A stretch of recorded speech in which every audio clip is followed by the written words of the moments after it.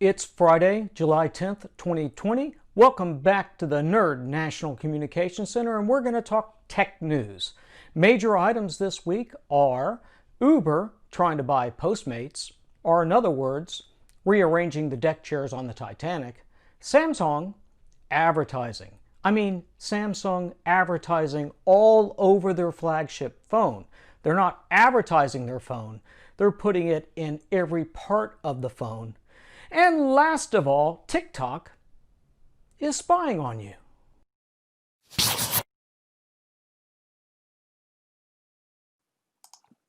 So first up on this week's tech news is an article that came from thevice.com talking about Uber's new strategy to buy unprofitable companies. Because why would an unprofitable company want to buy profitable companies to make money when it can buy unprofitable companies?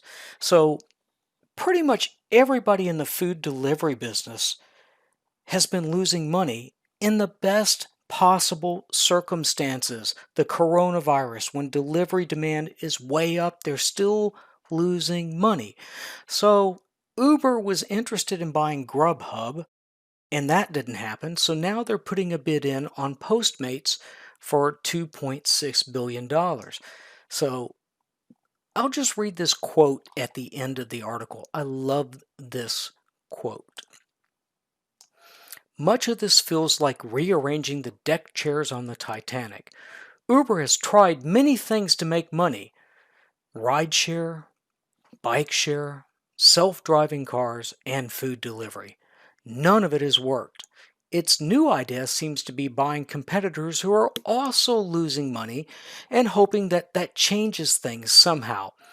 It's not clear how this will work, but it's enough to keep the investors happy for now. So if you own Uber stock and this causes a dead cat bounce, in other words, makes the stock price bounce up some, I would sell it and get out. Now, I would never buy Uber because companies that have a huge stock price that are overinflated and are not making money and don't look like they're going to be making money anytime soon are probably not a good investment. That's just my opinion. Next up is an article that I was pretty flabbergasted by. It was over at the Android Police, and Max here was talking about how his flagship Samsung phone is riddled with built-in advertising. He basically said if he went to make a phone call, the phone dialer had a banner ad in it. The weather app has a banner ad in it.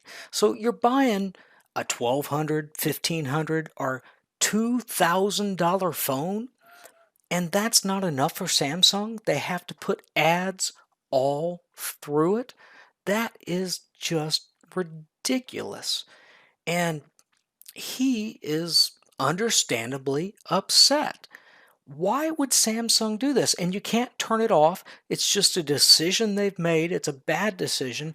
And there's so many products that Samsung makes these bad decisions in and just has poor quality records. I once bought a Samsung vacuum cleaner. It was a piece of junk.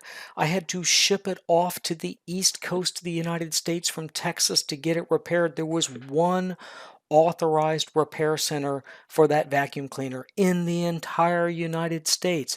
If you'll also remember, they had those washing machines that were flying apart, and most recently they had a bunch of DVD players, Blu-ray DVD players, just quit working.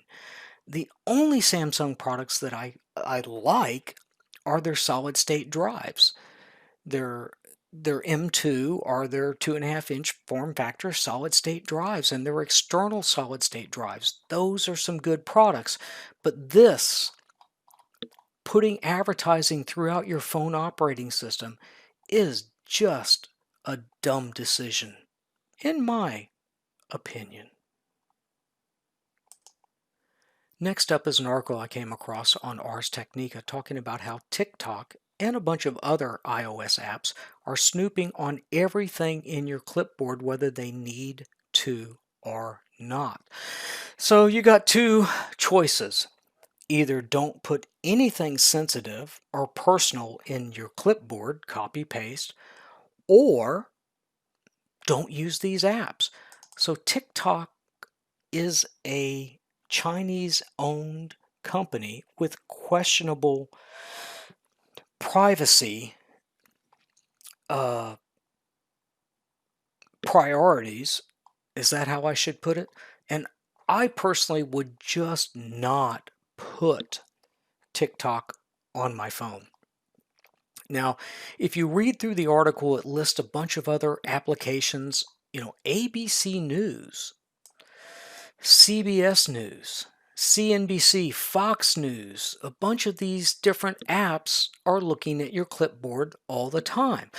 Games, Bejeweled is looking at your clipboard. Why does Bejeweled need to look at your clipboard? It doesn't. So it's just crazy. So I would look through this list and uninstall any of these apps. I did find that I had AccuWeather on my phone. I wasn't using it. I just deleted it. They're gone. I'm sorry. You don't need to look at my clipboard.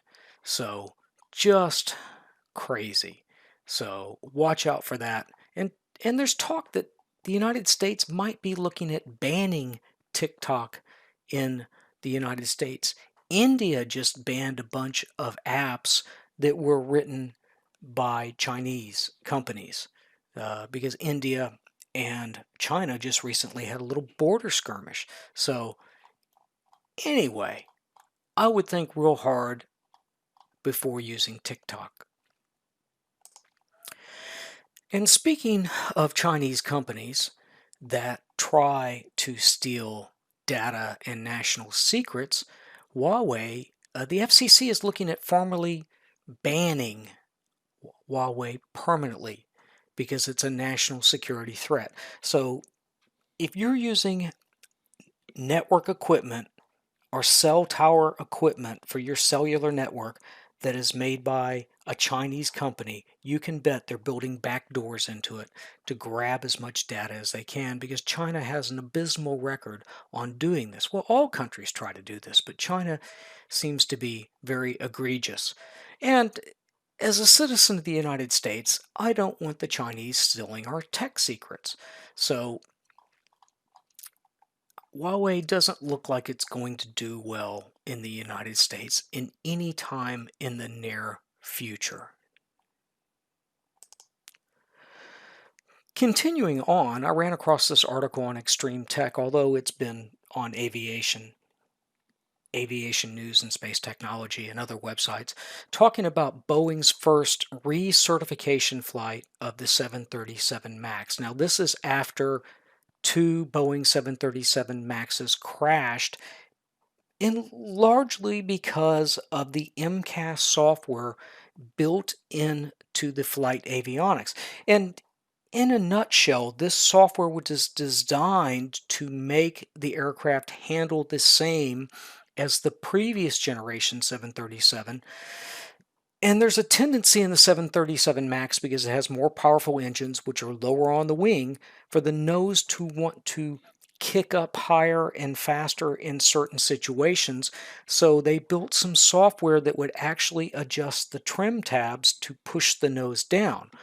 The problem with the software it was written incredibly poorly. It only looked at one angle of attack indicator to make this decision.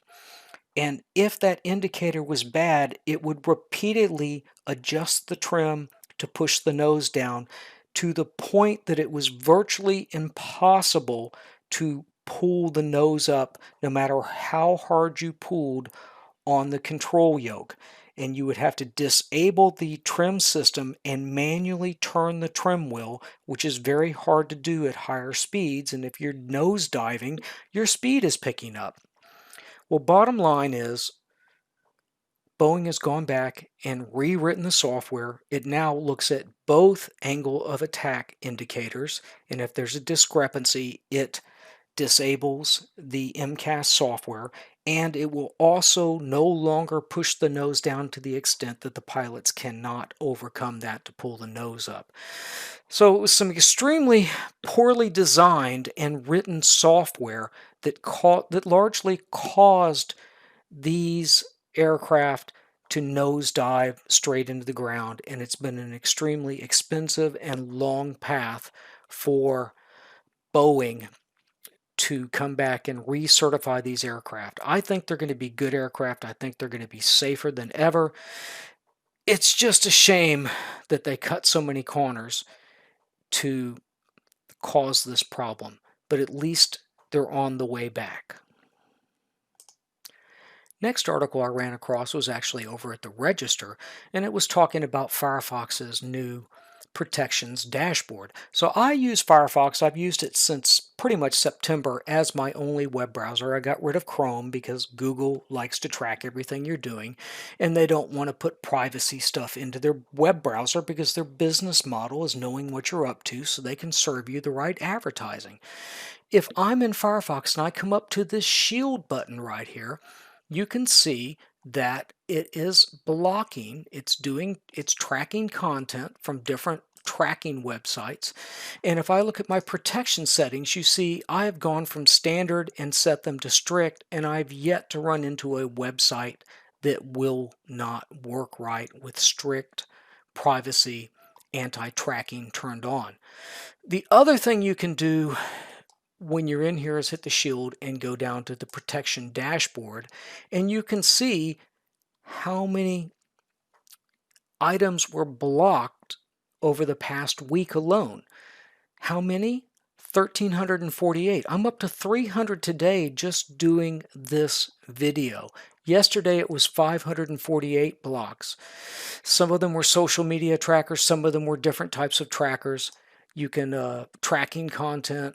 And the thing I like about this is built into Firefox. I'm not trying to get a dodgy plugin and put it onto my web browser that might actually be malware. So I have really enjoyed using Firefox, and I think you would too. It does have better privacy. Some companies are coming to realize that privacy is a feature that people want in their hardware and their software. Apple seems to respect privacy better. Firefox is definitely the web browser that supports privacy much better, in my opinion. So let's move on to some other articles. Last couple of articles I want to talk about this week is I just ran across this one at Ars Technica that YouTube is jumping their streaming cable TV service by 30%. It's going from $50 to $65. So Google is learning the ways of AT&T and Comcast. Give less service, up the price. Up the price. Don't give discounts. And what could go wrong? People are abandoning cable TV in droves because cable TV is kind of like Blockbuster. It has been supplanted by streaming services. I don't use cable TV. I've got Netflix and Hulu, and there's more good content on that than I could ever want. And if I want to watch something on TV, I have this amazing thing in Houston, Texas. It's called a high definition television antenna, and I get about 60 channels off the air. So YouTube is learning that if you get fewer subscribers, you gotta up the price. But that leads to even fewer subscribers, and so on, and so on, and so on. I'm going to jump back on something I talked about on the last Tech News, where Apple is ditching its Intel CPUs on its Macintoshes and going to ARM CPUs. They're calling it Apple Silicon. Well, some early benchmarks of the ARM Silicon emulating the Intel CPUs is showing some very promising performance. You're looking at, I believe this is Geekbench 5. Yep, Geekbench 5. And you've got some benchmarks of 844 for single-threaded.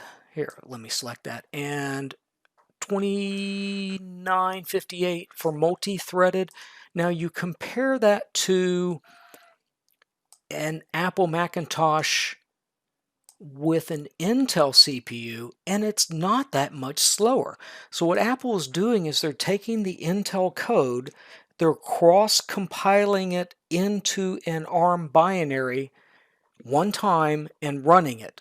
And the performance is very respectable, especially for this early point. I'm sure it's going to get optimized. And this is not even benchmarks of Geekbench running with ARM code. This is translated code. So I think this is going to be a bad thing for Intel, because Microsoft has a version of Windows that runs on ARM, okay? And they're looking at emulation. So it may very well be that there could be very viable laptops and desktops running ARM processors in the years to come, and that spells bad news for Intel and AMD. But I just thought, it's like I said, it's going to be a very interesting 6 months with this. Last up, just a very brief mention of this article from AnandTech talking about Qualcomm, which makes ARM processors that include the 5G modem. Qualcomm is big on making cellular modems. They make these on what you call SoC, silicon system on a chip, So a system on a chip is a one-chip solution that is everything you need to run a smartphone. And the reason I'm mentioning this article is because they're also getting some love in the ARM world, where they have surpassed 3 gigahertz for the first time with their processors from the 865 to the 865 plus. So these processors, these ARM processors, have legs, they have a lot of power, and it's the biggest change we've seen in the computing world in probably since the iPhone came out. So this is going to be interesting times. But that is it for the tech news this week. I hope you enjoyed it. I would encourage you to subscribe and set that bell so you'll get my next tech news. Also, you'll see my new programming labs that show you how to do programming in C# and C++, plus PC hardware. So have a great week. Have a great weekend. See you soon.